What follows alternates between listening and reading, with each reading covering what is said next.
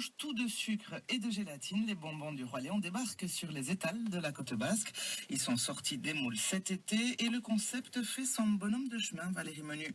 La figure bonhomme des fêtes de Bayonne, née sous le crayon de Jean Duverdier, se décline en gélatine depuis début juillet. Mais l'idée a germé en mars dernier. Elle a séduit le papa du roi qui avait du mal à trouver une fin à l'histoire de sa BD édition été 2016. Les bonbons ont trouvé la solution du livre que je n'arrivais pas à trouver. Et au fur et à mesure que je créais le livre, on a créé parallèlement des bonbons. Des bonbons en forme de clé, de Roi Léon qui tend les bras pour qu'on vienne le manger, rouge à la fraise, blanc goût cola et vert saveur argousier. C'est David Bedock qui, depuis mars dernier, organise la production, gère le packaging, la logistique, en marge de son activité de designer de lunettes à Arcang.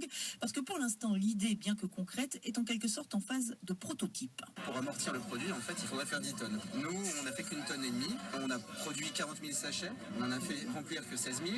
Mais j'ai pris un accord verbal pour qu'on utilise ces sachets dans le temps et qu'on retombe sur nos pattes tous. Je me suis basé sur 3 ans, ce qui nous permet ensuite d'aller voir des gens qui nous financent, mais avec une vraie histoire, quelque chose de concret, de leur dire voilà, on a fait ça avec nos propres deniers, notre structure. On s'est mis à 3, donc on a mis 5 000 € chacun. On aurait pu partir en vacances, mais voilà, on a vendu des bonbons. Des douceurs qui sont fabriquées à Mulhouse, dans une confiserie artisanale, pas moyen d'en trouver une dans le coin, visiblement. Les sachets ont été conçus en Belgique, les moules pour les bonbons en Hollande. Pour l'instant, la structure donc se teste. Bénédicte, l'épouse de David Bedock, se démène pour trouver des commerçants distributeurs. Évidemment, ils ne connaissaient pas, donc c'était au début pas très simple.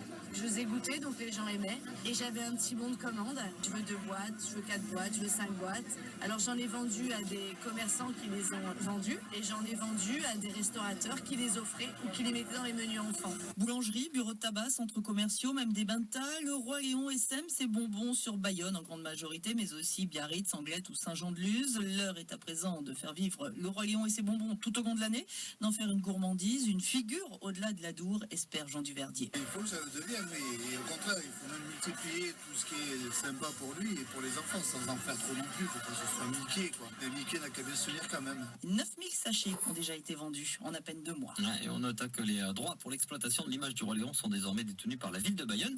Mais ça ne s'applique pas aux bonbons qui ont été créés avant la signature du contrat entre la ville et Jean Duverdier.